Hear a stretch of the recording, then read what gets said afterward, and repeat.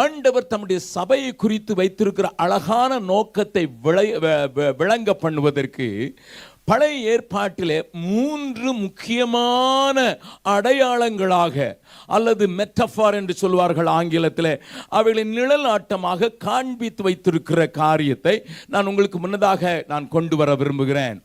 முதலாவது நோவாவின் பேழை சபைக்கு அடையாளமாக இருக்கிறது. இரண்டாவதாக மோசேயின் ஆசரிப்பு கூடாரம் சபைக்கு அடையாளமாக இருக்கிறது. மூன்றாவது சாலமோன் கட்டின ஆலயம் ஆண்டவருடைய சபைக்கு அடையாளமாக இருக்கிறது என்பதையும், இது எப்படியாக ஆண்டவர் இதில் என்ன நமக்கு கற்றுக் கொடுக்க விரும்புகிறார், புதிய ஏற்பாட்டு காலத்தில் இருக்கிற சபைக்கு என்ன காரியத்தை கற்றுக் கொடுக்க விரும்புகிறார் என்கிறதை 3 காரியங்களிலும் 3 காரியங்களை வேகமாக உங்களுடைய தியானத்திற்காக, உங்களுடைய ஃபர்தர் ஸ்டடிக்காக, இன்னும் தொடர்ச்சியாக நீங்கள் ஆராய்ச்சி செய்து அதை புரிந்து கொள்ளத்தக்கதாக நான் உங்களோடு கூட சில காரியங்களை மாத்திரம் பேச விரும்புகிறேன். முதலாவது நோவாவின் பேழையை குறித்து பார்க்கலாம். ஆண்டவர் தன்னுடைய அநாதி தீர்மானத்தின்படி பின்னதாக உண்டாக்க போகிற தன்னுடைய சபை எப்படி செயல்பட போகிறது என்பதை நோவாவின் காலத்திலேயே தீர்மானம் பண்ணினவராக, அதை காண்பிக்கும்படியாக மனிதர்கள் ரட்சிக்கப்படுவதற்கு அந்த பேழைக்குள்ளே வருவதற்காக ஒரு பேழையை நோவாவின் மூலமாக உண்டாக்கின காட்சி உங்களுக்கும் எனக்கும் தெரிந்திருக்கும். மனிதர்கள் பாவத்திலே வாழ்ந்தபோது, மனிதர்கள் பாவத்திலே சீரழிந்த போது தேவனுடைய கோபம் இந்த பூமியிலே வெளிப்படுவதற்கு காரணமாக, தேவன் மனஸ்தாபப்படுவதற்கு காரணமாக, தான் உண்டாக்கினவைகளை அழிக்கிறதற்கு காரணமாக அவருடைய கோபம் பற்றி எறிந்த போது அங்கே சில காரியங்களை ஆண்டவர் இந்த பேழையின் மூலமாக இன்றைய சபைக்கு அதை அடையாளமாக்கும்படியாக ஒரு காரியத்தை காண்பிக்கிறதை நீங்கள் பார்க்கலாம். அந்த காரியங்களை குறித்து நான் விவரமாக பேச வேண்டிய அவசியம் இல்லை. ஒருவேளை யாராயிலும் இப்பொழுது சமீபத்தில் தான் ஆண்டவருக்குள் வந்திருக்கிறீர்கள் என்பதனால சில காரியங்களை மாத்திரம் நான் உங்களுக்கு சொல்ல விரும்புகிறேன். நோவா என்கிற ஒரு கிருபை பெற்ற மனிதனை ஆண்டவர் கண்டுபிடித்து அவன் மூலம் ஒரு பேழையை உண்டாக்குகிறார். அந்த பேழைக்குள்ளே வருவதற்கு காரணம் 3 முக்கியமான காரணங்கள் என்பதை நான் உங்களுக்கு முதலாவது காண்பித்துக் கொடுக்கிறேன். இன்றைக்கும் அது சபைக்கும் பொருந்தும் என்பதை நீங்கள் அறிந்து கொள்ள வேண்டும். இன்றைக்கும் சபைக்குள்ளே வருவதற்கு இந்த 3 காரியங்களுடைய அடிப்படையான உண்மையை நீங்கள் அறிந்து கொள்ள வேண்டும் என்பதற்காக நான் அதை உங்களோடு கூட பேச விரும்புகிறேன். ஐயா, நான் சபைக்குள்ளே வந்துவிட்டேன் என்று சொல்வதற்கு முன்னதாக நீங்கள் அறிய வேண்டிய ஒரு முக்கியமான 3 காரியங்களை புரிந்து கொள்ள வேண்டும்.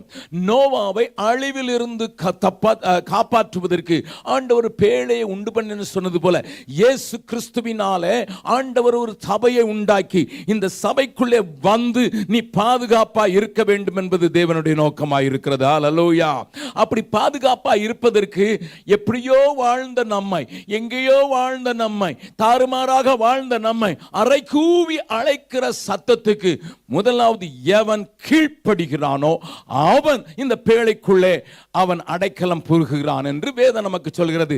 முதலாவது காரியம் வாசிக்கலாம். 1 பேதுருவினுடைய புஸ்தகம் 3வது அதிகாரத்தில் பேதுரு இதை குறித்து ஒரு காரியத்தை நமக்கு காண்பித்து கொடுக்கிறார். அதை பார்க்கலாம். 20வது 21வது வசனத்தை வாசிக்கலாம்.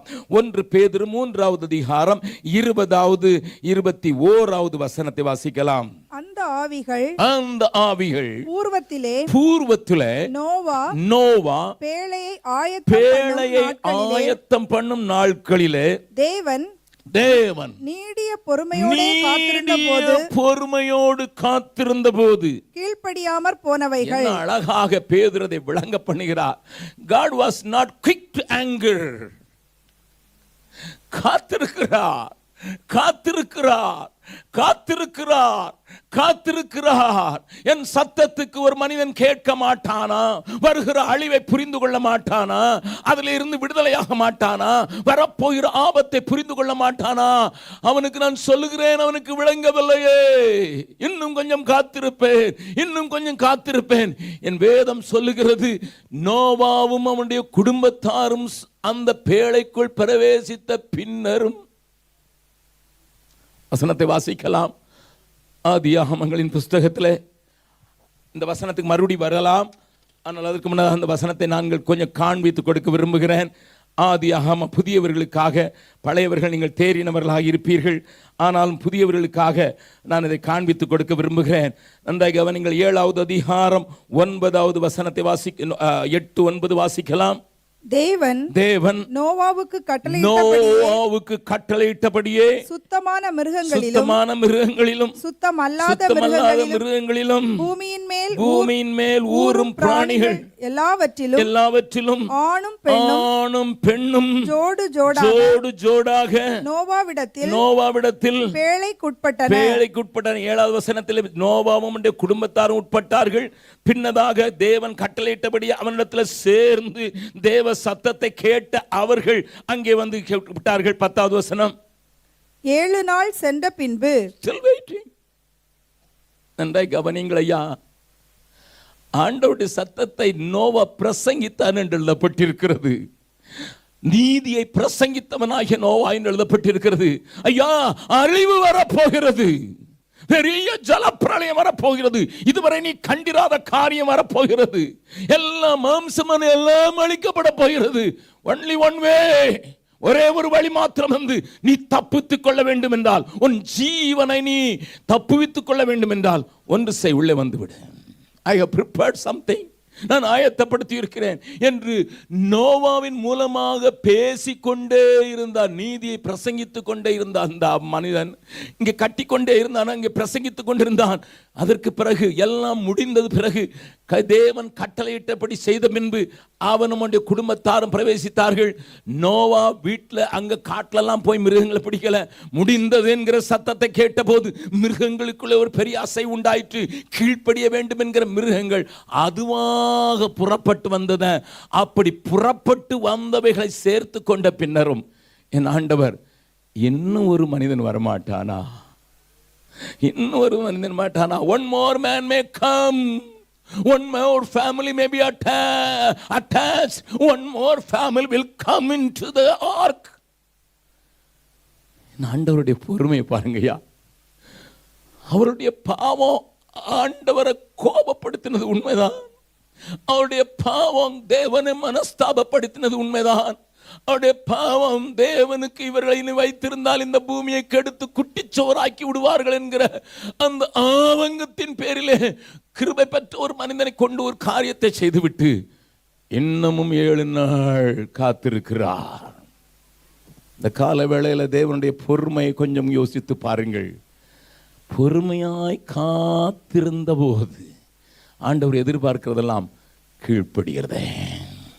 God always looks for obedience. Obedience. சபைக்குள்ள யார் உட்பட முடியும்? சபையின் பேழைக்குள்ள யார் உட்பட முடியும்? தேவன் ஆயத்தம் பண்ணி இருக்கிற அந்த கிறிஸ்துவாகிய பேழைக்குள்ள யார் உட்பட முடியும்? The one who obeys. இந்த வசனம் தொடர்ந்து வாசியுங்கள். அந்த பேழையிலே சிலராகிய 8 பேர் மாத்திரம் பிரவேசித்து ஜலத்தினாலே காக்கப்பட்டார்கள். ஏனென்றால் அதற்கு முன்னதான காரியம் சொல்கிறது, மற்றவர்கள் கீழ்ப்படியாமல் அழிந்து போனார்கள், ஆனால் இவர்களோ கீழ்ப்படிந்தவர்களாக உள்ளே வந்தவர்கள். ஒரு நிமிடம் நீங்கள் அறிந்து கொள்ள வேண்டும், நான் சபைக்குள்ளே வந்திருக்கிறேன் என்று சொல்லுகிறவர்களுக்கு முதலாவது தேவையான காரியம் கீழ்ப்படிதலே. ஹல்லேலூயா. பாவத்திலே, சேற்றிலே, அழுக்கிலே, தேவனுக்கு விரோதமாக முரட்டாட்டமாக தேவனுடைய காரியங்களை அலட்சியம் பண்ணி தேவனுடைய காரியங்களை எண்ணாமல் வாழ்ந்து கொண்டிருந்த நான் ஒரு நாளில் அவருடைய சத்தத்தை கேட்டேன். அந்த சத்தம் என்னை கூவி அழைத்ததினாலே, அவருடைய அன்பு என்னை கூவி அழைத்ததினாலே நான் ஓடோடி வந்தேன். சேற்றினின்றென்னை தூக்கி எடுத்து மாற்றி உள்ளம் பூதி தாக்கினாரே. சேற்றினின்றென்னை தூக்கி எடுத்து மாற்றி உள்ளம் பூதி தாக்கினாரே. கல்வாரியின் அன்பினை கண்டு நான் கண்ணீருடன் பாதத்தில் சேர்ந்திட வாஞ்சிக்கிறேன். ஆனந்தமாய் இன்பக்கானான் ஏகிடுவேன். தூய பிதாவின் முகம் தரிசிப்பேன். ஆனந்தமாய் வாலிப நாளில் இயேசுவை கண்டேன். வாஞ்சையுடன் என்னை தேடி வந்தார். வாலிப நாளில் இயேசுவை கண்டேன். வாஞ்சையுடன் என்னை தேடி வந்தார். எதற்குமே உதவா என்னையும் கண்டெடுத்தாள். இயேசுவின் அன்பை நான் என் சொல்லுவேன். எதற்குமே உதவா என்னையும் கண்டெடுத்தாள். இயேசுவின் அன்பை நான் என் சொல்லுவேன். ஆனந்தமாய் இன்பக்கானான் ஏகிடுவேன். தூய பிதாவின் முகம் தரிசிப்பேன். ஆனந்தமாய். பெங்களூருக்கும் மைசூருக்கும் இடையில ஒரு சகோதரன் ஆண்டவருடைய ஊழியத்தை உத்தமமாய் செய்து கொண்டிருக்கிறார். அவர் சமீபத்தில் பீகாருக்கு வந்தார். அவருடைய சபையில் போய் 3 நாட்கள் கன்வென்ஷனில் பேசுவதற்கு கடந்த வருஷத்தில் ஆண்டவர் எனக்கு உதவி செய்தார். அவருடைய சாட்சியை நீங்கள் கேட்டீர்கள், அதிர்ந்து போவீர்கள். அவர் பாளையங்கோட்டையை சேர்ந்தவர். பாளையங்கோட்டையில் அவரும் அவருடைய சகோதரனும் சேர்ந்து ஏராளமான வெடிகுண்டுகளை உண்டாக்கி இலங்கையில் இருந்த இயக்கத்துக்கு சப்ளை பண்ணி கொண்டிருந்தவர்கள்.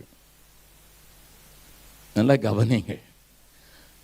திருநெல்வேலியிலேயே பாளையங்கோட்டையிலேயே குண்டுகளை உண்டாக்கி இலங்கைக்கு சப்ளை பண்ணி கொண்டிருந்தவர்கள். ஆகையினால பணம் ஏராளமாய் தாராளமாய் புழங்கினது மாத்திரமல்ல, கைத்துப்பாக்கிகள் ஏராளமாக பண்டமாற்றப்பட்டதாம். அது அவரை அடுத்த லெவலான ட்ரக் டிராஃபிக்கிங்க்கு அழைத்து சென்றது. ஏன் இந்த பிள்ளைகள் இப்படி இருக்கிறார் என்று பெற்றோர்கள் கண் கலங்கினார்கள். ஐயோ, என் பிள்ளைகள் இப்படி இருக்கிறார். 2 பேரும் அண்ணனும் தம்பியும் சேர்ந்து ஏராளமான millions of rupees was coming on the way. ஒரு நாள் நான் அவர்கிட்ட கேட்டேன், பிரதர், எப்படி ஐயா இந்த இயேசுவை கண்டுபிடிங்க? அவ்வளோ பணம் இருந்தது, நீங்கள் தவறான காரியத்தை செய்து மற்றவரை அழிப்பதற்கு.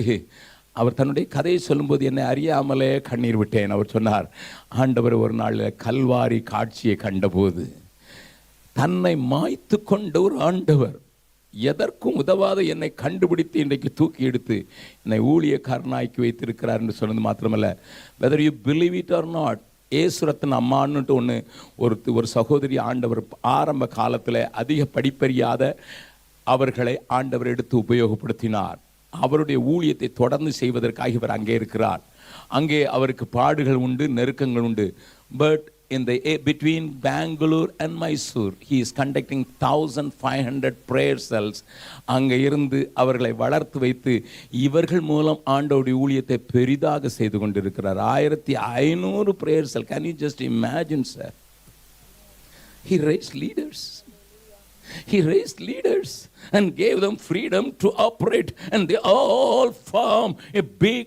ஏனென்றால் பெங்களூரில் எல்லாரையும் ஒரு இடத்துல கூட்டுவது என்பது அல்லது எல்லா இடத்திலும் எல்லாரையும் ஒரு இடத்துல கொண்டு சேர்ப்பது என்பது கூடாத காரியம். ஆங்காங்கே இருக்கிற இடங்களிலே அவர்கள் 10 பேர் 15 பேர் 8 பேர் கூட இருக்கிறவள அதில் ஒரு 20 வாலிபர்கள் எடுத்துக்கொண்டு தான் பீகாருக்கு வந்தார். அண்ணன், உங்களால் நான் சவால் பெற்றேன். I learned every thrive to go and reach because you are the reason சொல்லி என்னிடத்துல உங்களை பார்த்து அந்த காரியங்களை என்னுடைய மக்களுக்கு காண்பித்து கொடுக்க வேண்டும் என்று சொல்லி பீகாருக்கு வந்தார். எத்தனை சந்தோஷமாக இருக்கிறது. எதற்குமே உதவா என்னையும் கண்டெடுத்தார். அவருடைய பேழைக்குள் கொண்டு வந்தார். ஆனால் வெளியே இருந்தபோது இருந்த கீழ்ப்படிதலை காட்டிலும் உள்ளே வரும்போது இருந்த கீழ்ப்படிதல் இன்றைக்கும் உள்ளே பிராக்டிஸ் பண்ணப்படுகிறதா என்பதை ஒன்று கேட்பாரும். It is a place of people those who are obedient, that's all. சபை என்ன யா? சபை என்ன? நோவாவின் பேழை நமக்கு காண்பித்து கொடுப்பது என்ன? கீழ்ப்படுகிறவர்களின் கூட்டம். பக்கத்தில் உங்க சொல்லுங்க, நீங்க சபைக்குள்ள இருக்கிறீங்கன்னா உங்க பேரு கீழ்ப்படிகளுடைய கூட்டம். உங்களுக்கே தெரியுது நான் கீழ்ப்படியலைன்னுட்டு நிறைய பேருக்கு. கண்ணு வெளியே வர்றது பார்த்தா தெரியுது. Listen listen the first thing. அது மாத்திரமல்ல, உள்ள வந்த பிறகு அந்த மிருகங்களோடு கூட வாழுகிறதுக்கு ஒரு டாலரன்ஸ் வேணும். சகிப்பு தன்மை இல்லாம உள்ள இருக்க முடியுமா? 2 நாள்ல குதிக்கணும்னு நினைச்சிருந்தா நோவாவும் குடும்பமும் குதிச்சிருக்க வேண்டும். என்றால் ஒன்று ராத்திரியில் கத்துது, ஒன்று பகலில் கத்துது. அந்த ராத்திரியில் கத்துது, பகலில் கோழி கத்துது. காலையில் இருந்துச்சா கோழி கொக்கரக்கோங்குது. அதுக்கு பழக்கம். அது பழக்க தோஷத்தில் அது அப்படி தான் கத்தும். ஹலோ, அது பாவம். காலையில் இருந்து கோழி கூறுவது பாவமா? பழக்கம். காலையில் நான் மட்டும் எந்திரிக்க மாட்டேன், எல்லாரையும் எழுப்பி விட்டுருவேன். அல்லேலூயா. ஆமா, அது பாவம் இல்லை, அது ஏன் பழக்கம். போக மாட்டேங்குது. உள்ள வந்தோடனே போயிடுச்சா என்ன? ஹலோ, பாவம் போயிடுச்சு, எனக்கு பழக்கம் போகல. எப்பா மற்றவங்க தூங்குறாப்பா, அதை பற்றி எனக்கு கவலை என்ன? I never father. பட் உள்ள இருக்கிற ஆளு சகிச்சு தான் போகணும், வேற வழியே இல்லை. அந்த ராத்திரி தான் கத்தும். நான் தூங்கணும், டீப் ஸ்லீப்பில் இருக்கும். எனக்கு காதுக்குள்ளே கத்துறேன்னு யானை சொல்லிச்சுன்னா, யானைக்கு படுத்து தூங்க முடியாது, நின்று தான் தூங்கணும், வேறு வழியே கிடையாது. You have to stand and sleep like a fish. கொஞ்சம் யோசித்து பாருங்க. Just imagine. எல்லாம் கீழ்ப்படிஞ்சு தான் உள்ளே வந்துச்சு. ஆனால் சகிப்புத்தன்மை இல்லாமல் இருந்ததுன்னா எல்லாம் யானை என்ன செஞ்சுருக்கலாம்? ஒரு உதை கொடுத்து கட்டினானுங்க.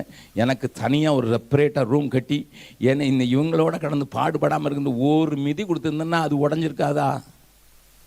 இன்னைக்கு இருக்கிற மாதிரி டைட்டானிக் டெக்னாலஜி நான் கீழே. அன்னைக்கு நோவாவின் காலத்தில் டைட்டானிக் டெக்னாலஜியாக இருந்துச்சு. they were not using because they are tolerant. சகிக்கப்படுத்திக் கொண்டார்கள். சேர்ந்து வாழ்வதற்கு, இணைந்து வாழ்வதற்கு, இசைந்து வாழ்வதற்கு கற்றுக்கொண்டார்கள். ஐயா, சபை என்னையா? நாங்கள் கீழ்ப்படுகிறவர்கள். முதலாவது தேவ சத்தத்திற்கு கீழ்ப்படுகிறவர்கள். தேவ சத்தத்துக்கு கீழ்ப்படுகிறது மாத்திரமல்ல, ஒருவரோடு ஒருவர் இசைந்து போவதற்கு, நாங்கள் சகித்து போகிறதற்கு விட்டு கொடுத்தவர்கள். என் அருமையான தேவனுடைய பிள்ளைகளே, இன்றைக்கு அநேக சபைகளிலே இருக்கிற பிரச்சனைக்கு காரணம் நாம் மறந்து விட்டோம். ஆண்டவர் என்னத்தை காட்டி கொடுக்கிறார் என்பதை மறந்து விட்டோம். Where there is no tolerance, the church will be always shaking. உள்ளுக்குள்ள எல்லாம் ஒரே ஒருத்தர் தாங்கிறதுக்கோ ஒருத்தருன்னா நோவா சொல்லியிருப்பான், டப்பா எனக்கு புது பேழை, நான் தான் ஃபர்ஸ்ட், இது மெய்டன் எஃபர்ட்ப்பா, நீங்க வேற ஆட்டிக்கு எடுத்துறாதீங்கடா. Listen. The first thing expected from persons inside the church is obedience, and the second thing is tolerance.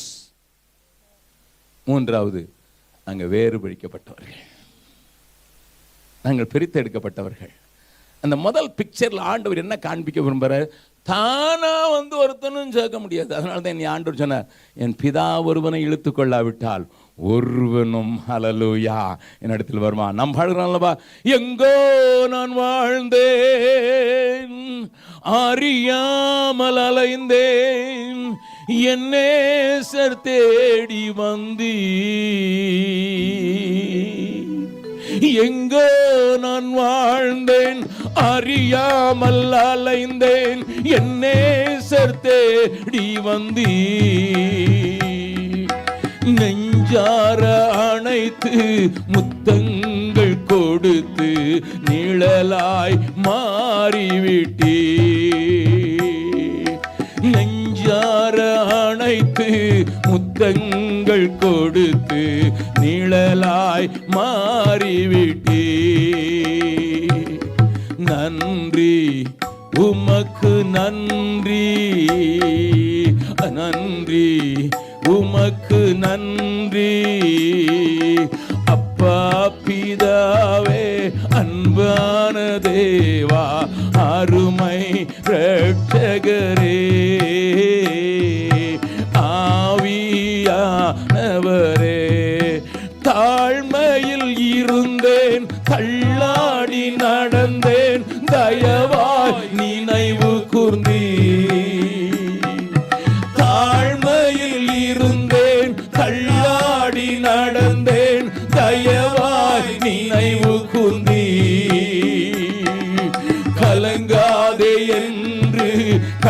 கண்ணீரை துடைத்து கரம் பற்றி நடத்துகிறீர். கலங்காதே என்று கண்ணீரை துடைத்து கரம் பற்றி நடத்துகிறீர். நன்றி உமக்கு நன்றி ஐயா, நன்றி உமக்கு நன்றி. இரண்டாவது பிக்சர் is a tabernacle. இரண்டாவது காரியம் the tabernacle of Moses. அதுவும் நமக்கு நன்றாக தெரியும். அதிலேயும் ஆண்டவர் சில காரியங்களை கற்றுக் கொடுக்க விரும்புகிறார். நன்றாக கவனிங்கள். அதை குறித்து நான் அதிகம் பேச விரும்பவில்லை. 3 காரியம் நீங்கள் ஃபர்தராக அதை டெவலப் பண்ணி தியானித்து அதை புரிந்து கொள்வதற்கு ஏதுவாக ஆண்டவர் உங்களோடு கூட இடைபடுவார் என்று நான் விசுவாசிக்கிறேன். 1. Involvement of everyone. டேபர்னக்கல் கட்டினது யாரையா? பேர்தான் மோசஸுடைய டேபர்னக்கல். ஏன்னா அவருக்கு ஒரு பிளான் கிடைச்சது, அவ்வளவுதான். We always call மோசேயின் கூடாரம்.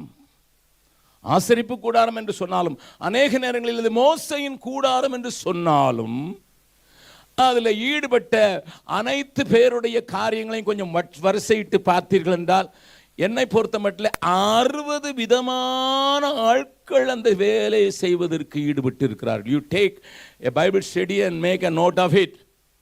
People, those who are experts in many things, 60 people, 60 kinds of people. 60 விதமான ஆட்கள். தோல் வேலை செய்கிறவர்கள் உண்டு, மர வேலைகள் செய்கிறவர்கள் உண்டு, ரத்ன வேலைகள் செய்கிறவர்கள் உண்டு, நூல் நெய்கிறவர்கள் உண்டு, வெள்ளியிலே வேலை செய்கிறவர்கள் உண்டு, தங்கத்திலே வேலை செய்கிறவர்கள் உண்டு, ஃபர்னஸ்லே வேலை செய்கிறவர்கள் உண்டு. கான்ட்ரிபியூட்டராக இருந்தவர்களை குறித்து ஒரு சில வசனத்தை மாத்திரம் பார்க்கலாம். யாத்திராகமங்களின் புஸ்தகம்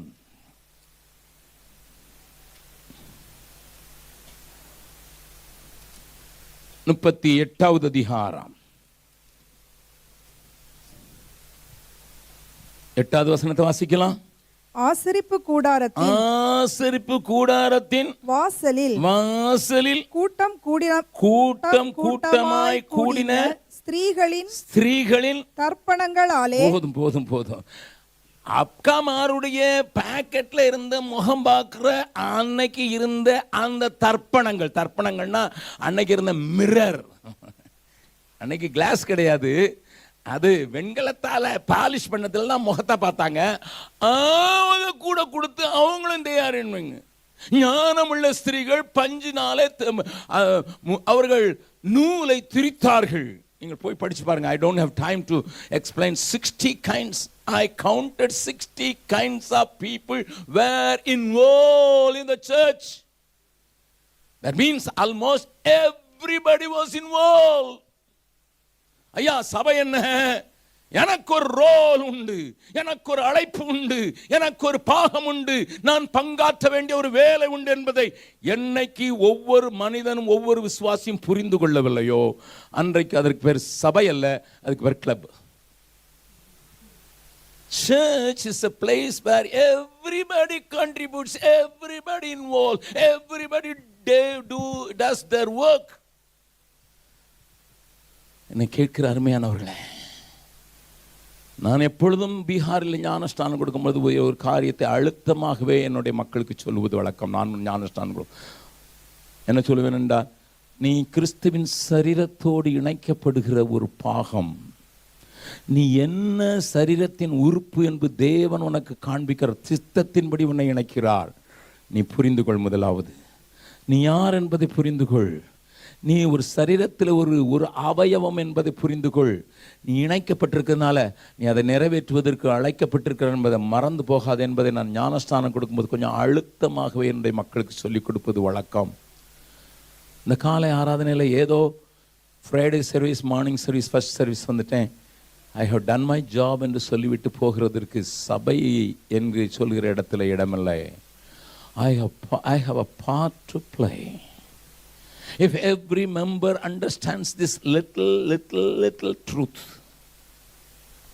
வரும்போது என்னோடு கூட என்னை கொண்டு வந்த சகோதரனிடத்தில் ஒரு காரியத்தை கொண்டு சொன்னார். கடந்த குட் ஃப்ரைடே சர்வீஸை நாங்கள் நடத்தினோம். யார் நடத்தினா தெரியுமா? The whole service was conducted by our teenagers, 13 to 17, 19 கூட போகல, 13 to 17 பிள்ளைகளை நான் கூப்பிட்டேன்.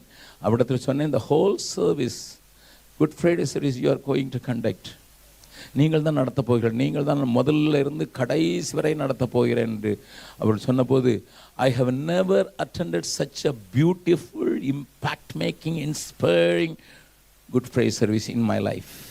I am not, என்னுடைய பிள்ளைகளை நான் உயர்த்த வேண்டும் என்று சொல்லவில்லை, என்னுடைய பிள்ளைகளை பாராட்ட வேண்டும் என்று சொல்லவில்லை. We don't believe others. We don't believe others.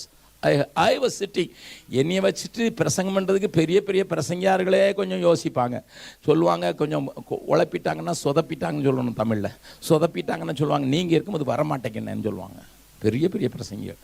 But my children from the age of 13 to 17, they made such a beautiful service which I never attended in my life, I can say. அது யூடியூப்பில் இருக்குது, நீங்கள் கேட்டு பாருங்கள். ஆங்கிலத்திலையும் ஹிந்திலையும் அது அது இருக்கிறது, அதில் சில பாகங்கள் மாத்திரம் தமிழில் இருக்குது. If you are comfortable with Hindi you can listen to that.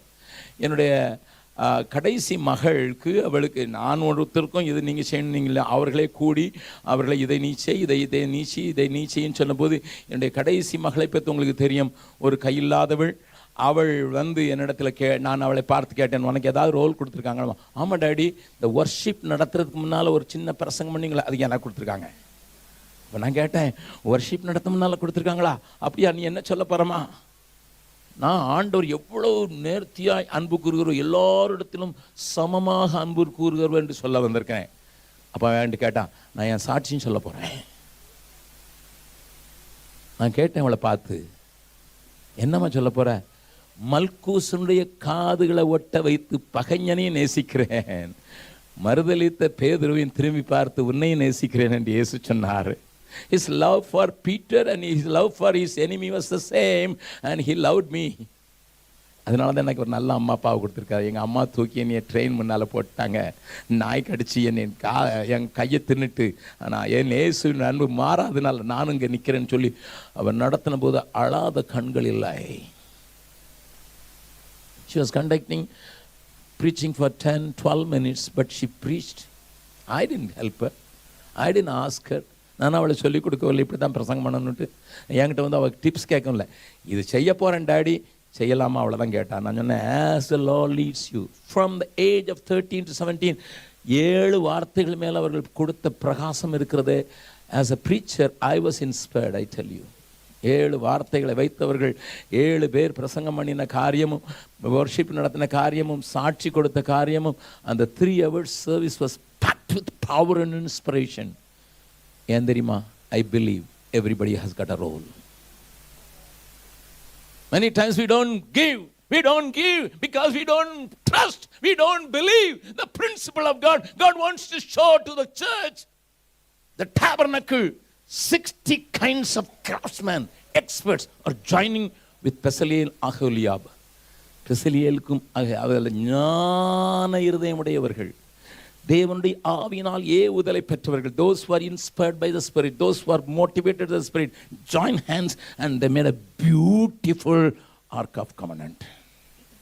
இந்த காலை வேளையில் ஆண்டவர் சொல்ல விரும்புகிறார், நீங்கள் அதை 40வது அதிகாரத்தில் பார்த்தீர்கள் என்றால், யாத்ராம் 40 அங்கே 13 முறை வருகிறது, கர்த்தர் கட்டளையிட்டபடியே மோசே செய்தான் என்று இருக்கிறது. They were not recognized. Who bothers? இந்த வசனத்தை கொஞ்சம் பார்க்கலாம். யாத்ராகம் 40வது அதிகாரம் 16வது வசனம். கர்த்தர் தனக்கு கற்பித்தபடியே கர்த்தர் மோசே கற்பித்தபடியே. Yes, everything is perfectly fit, but whose name is there? Who bothers? ஐயா, நான் தான் செஞ்சேன், நீர் சொன்னீர், நான் செஞ்சேன். I was involved. I soiled my hands. என்னுடைய கரங்களை நான் காயப்படுத்தினேன், என்னுடைய கரங்களை நான் கரைப்படுத்தினேன், என்னுடைய கரங்கள் இதில் இணைந்தது. No. Are you make the pattern according to my plan? சபை என்ன? கர்த்தர் கர்த்தர் கட்டளையிடபடி எல்லாரையும் உள்ளிணைத்து செய்யப்படுகிற ஒரு பெரிய காரியம். இந்த கால வேளையில் சபைக்குள்ளே வந்திருக்கிறதற்கு உரிமை பெற்ற உங்களுக்கு ஆண்டவர் இந்த காரியங்களை பார்ப்பதற்கு கண்களை திறந்தார். முதலாவது, எல்லாரையும் இணைத்து எல்லாரையும் செயல்பட வைப்பதற்கு எல்லாருக்கும் வாய்ப்பு கொடுத்து எல்லாரையும் உள்ளே கொண்டு வருகிறது சபை. இதை ஆண்டவர் காண்பித்து கொடுக்கிறார். எல்லாருக்கும் ஒரு பாற்று இருக்கிறது. இரண்டாவது, தேவன் கொடுத்த கட்டளையின்படி நிறைவேற்றப்படுகிறதை அங்கே காண்பிக்கிறார். தி செகண்ட் திங், அந்த கவனிங்கள். தேர்ட் திங், மூன்றாவது, நோவாவின் பேழைக்குள்ளே யாரும் விரும்பினாலும் உள்ளே போக முடியாது. It's already closed. பட் ஆசரிப்பு கூடாரத்தில் ஒரு you can bring an offering and get in. நீ ஒரு பலியை எடுத்துக்கொண்டு வந்து வந்துடலாம். நீ பலியை எடுத்துக்கொண்டு இந்த வாசல் வழியாக வந்துடலாம். You have God now a chance to enter. இந்த காலை ஆராதனையில் எனக்காக திறந்து வைக்கப்பட்டிருக்கிற அந்த வழி என் இயேசுவினுடைய பலியினால் உண்டானது. அந்த கவனிங்கள். God extend his concession, extend his long suffering. முதலாவது நீடிய பொறுமையோடு காத்துதான் இருந்தார். 7 நாள் காத்திருந்தார், அதோடு சரி. அதுக்கு அடுத்தால வரும்போது கதவை திறந்தே வச்சிருக்கிறாரு. ஆனால் கண்டிஷன் தான். கண்டிஷனோட நீ பலியோடு கூட நீ உள்ள வரலாம். மூன்றாவது பிக்சர், சாலமோனுடைய தேவாலயம். ரெண்டாவது பிக்சரில் இன்னொன்று காட்ட விரும்புகிறார். The holy life is constantly growing. முதலாவது பிரகாரம், அதற்கு பரிசுத்த ஸ்தலம், மகா பரிசுத்தலம். கிருபாசனத்தண்டையில் நெருங்குவதற்கு நீ பரிசுத்தத்தின் மேல் பரிசுத்தத்தை நீ பிராக்டிஸ் பண்ணி தான் ஆக வேண்டும். என் சத்தம் கேட்பதற்கு நீ பரிசுத்தத்தின் மேல் பரிசுத்தம் படைந்து தான் ஆக வேண்டும். அப்பொழுதுதான் என்னுடைய சத்தத்தை கேட்க முடியும். என்னால் கிருபாசனத்திலிருந்து நான் உன்னோடு கூட பேசுகிறேன். Today many people enter into the court. Church people enter into the court, but many don't enter into the holy place or in the holy of holies, even though it is open. அது திறக்கப்பட்டிருக்கிறது. இயேசு கிறிஸ்துவின் மரணத்தினால் அந்த திரை கிழிக்கப்பட்டு மகா பரிசுத்த ஸ்தலம் திறந்திருந்தாலும் கூட அநேகர் இன்றைக்கு பிரகாரத்தோடு கூட நின்று விடுகிறார்கள். ஆண்டவர் அங்கே நிற்பதற்கு அல்ல, உன்னை பரிசுத்தத்தின் மேல் பரிசுத்தம். அதனால் தான் ஆண்டவர் சொல்லும்போது சொல்லுவார், அதோ சீக்கிரமாய் வருகிறேன், பரிசுத்தமாக இருக்கிறவன் இன்னும் பரிசுத்தமா. ஒரு கேள்வி கேளுங்க. நான் அந்த சபைக்கு இத்தனை வருஷமாக வர்றேன், இத்தனை வாரமாக வர்றேன், என்னுடைய பரிசுத்தத்தின் அளவும் என்னுடைய விசுவாசத்தின் அளவும் எவ்வளவு அளந்திருக்குன்னு வீட்டில் போய் நீங்களே ஒரு கிராஃப் போட்டு பாருங்க. Am I growing in holiness, sir? That's what the first Moses tabernacle wanted to show you. உங்களுக்கு காண்பித்து கொடுக்கிற பெரிய காரியம், நீ வளர வேண்டும், பரிசுத்தத்தின் மேல் பரிசுத்தம், பரிசுத்தை என்னை நெருங்க வேண்டும், என்னுடைய சத்தம் கேட்க வேண்டும். நான் நேற்றைய தினத்தில் 2 குட்டி பிள்ளைகளுக்கு ஆலோசனை சொல்லும்படியாக எனக்கு ஒரு கிருபை கிடைத்தது. நான் அவளை பார்த்து சொன்னேன். One is in the 5th standard, another is in the 4th standard. I told them, அவளை பார்த்துட்டு என்ன சொன்ன தெரியுமா? மா, you can listen to God, you can hear the voice of God. ஏனெண்டா வேதம் சொல்லியிருக்கிறது, என் ஆடுகள் என் சத்தத்தை கேட்கும். நீ அவருடைய ஆடாக இருந்தா அவர் சத்தத்தை கேட்கும். அப்போ அந்த பிள்ளை கேட்டா, how I have to explain how to listen to God. If the church is not teaching every member how to listen to God, then church is not doing its purpose. That's the beauty of the church. என் ஆடுகள் என் சத்தத்துக்கு செவி கொடுக்கும், என் சத்தத்தை கேட்கும். எல்லா ஆடும் சத்தத்தை கேட்கணும், எல்லா ஆட்டுக்கும் தேவ சத்தம் கேட்கணும். அந்த நல்ல மேய்ப்பனுடைய சத்தத்தை எல்லா ஆடும் கேட்கிற இடத்துக்கு பேர் தான் சபை.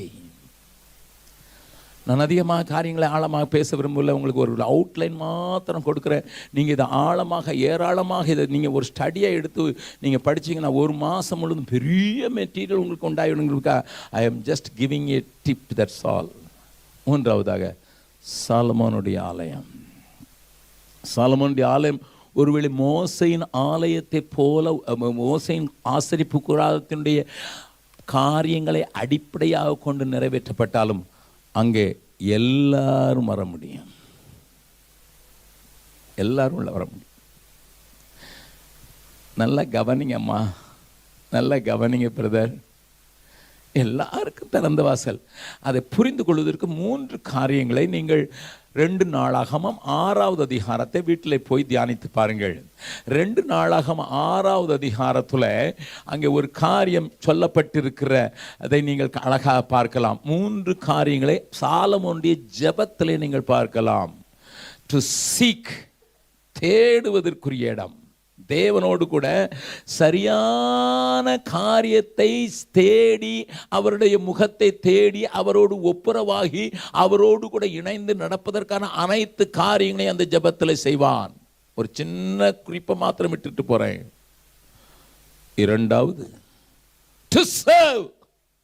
அது மற்றவர்களுக்கு. அந்நியன் ஒருவன் வந்து இந்த ஆலயத்துக்கு நேராக கூப்பிட்டா கூட கேளுங்க ஆண்டவரே. It should be available in for the stranger. A church is a place where a stranger to look up. சபை என்னையா, ஒரு அந்நியன் கூட எதிர்பார்க்க வேண்டும். அதனால தான் மல்கியா 3வது அதிகாரத்தில் சொல்லப்பட்டிருக்கு, என் ஆலயத்தில் ஆகாரம் உண்டாயிருக்கும்படி. பஞ்சாபி மத்தியில் இருக்கிற ஒரு பெரிய நல்ல காரியம், குருத்வாராக்கு போனால் எல்லாருக்கும் சாப்பாடு உண்டு. You cannot see a single beggar in Punjabis, among Punjabis. Go to Punjab and see. பஞ்சாபில் போய் பாருங்க, ஒரு பிச்சைக்காரனை பார்க்க முடியாது. டெல்லியில் போய் பாருங்க, ஒரு பிச்சைக்காரனை பார்க்க முடியாது. ஏன்னா யார் போனாலும் ஆகாரம் உண்டு. அங்கே போகிறவங்க தாங்களும் கொஞ்சம் சமைப்பாங்க. நானும் ஐ எம் ஆல்சோ டேக்கிங் கர்சேவான்னு சொல்லி அதை செய்வார்கள். But today's church, is it serving everybody who seeks? வந்தோம், அட்டெண்டன்ஸ் போட்டோம், பாஸ்டர் பிரைஸ் லார்ட் பாஸ்டர் வந்துட்டேன் பிரதர், ஃபோன் பண்ணி கேட்டுறாதீங்க வரலன்ட்டு. அதுக்கு பிறகு என் தெரிஞ்ச ஃப்ரெண்ட்ஸை மட்டும் பார்த்துட்டு யாராவது புதுசாக வந்தாங்கன்னா, சின்னதாக இருக்கும்போது எல்லாம் இருந்தது, இவன் நாங்கள் ரொம்ப பெருசாகிட்டோம். We are having an urban mentality, we lost the rural mentality. Is is there? முதலாவது நோவாவின் பேழை to save, the tabernacle to speak. முதலாவது இது சேவ், காப்பாற்றுவதற்கு. 2வது டு ஸ்பீக். 3வது to dwell or to stay. மனசில் வைக்கிறதுக்காக 3 நான் சொல்கிறேன். To save, to speak, to stay. God wants to stay there where people will look. ஆட்டோமேட்டிக்காக சாலமோனுடைய ஜெபத்தை நீங்கள் படித்து பாருங்கள். It is a beautiful prayer. And அதை நீங்கள் கொஞ்சம் அனலிட்டிக்கலாக படித்து பாருங்கள், பிரித்து பிரித்து பிரித்து படித்து பாருங்கள். There are elements of reconciliation, there R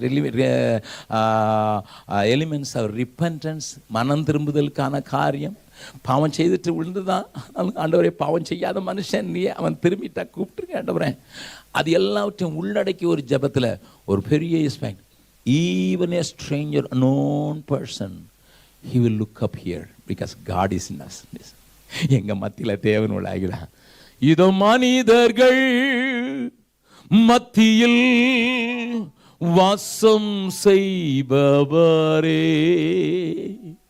எங்கள் நடுவிலே வசித்திட விரும்பிடும் தெய்வமே. இதோ மனிதர்கள் மத்தியில் வாசம் செய்பவரே, எங்கள் நடுவிலே வசித்திட விரும்பிடும் தெய்வமே. உமக்கு சிங்காசனம் அமைத்திட உம்மை துதிக்கிறோம் இயேசுவே. பரிசுத்த அலங்காரத்துடனே உம்மை தொழுகிறோம் இயேசுவே.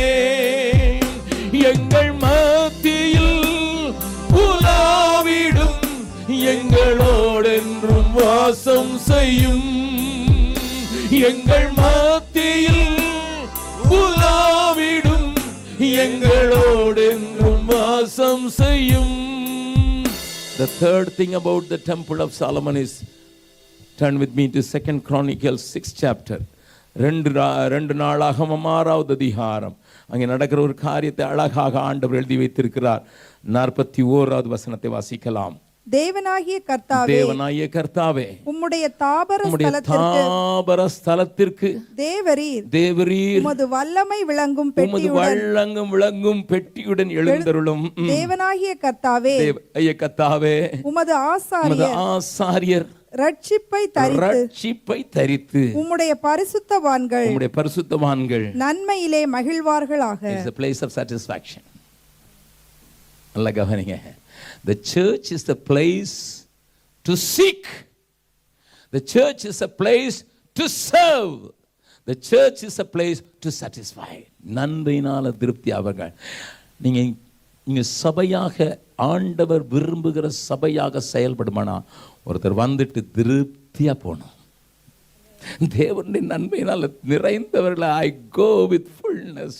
நான் வந்தேன், வெறுமையாய் வந்தேன், நான் இப்பொழுது பரிபூர்ணமாக செல்கிறேன் என்று சொல்ல வேண்டும். ஏனென்றால் தேவன் அவர் நடுவில் இருக்கிறார், அது அசையாது.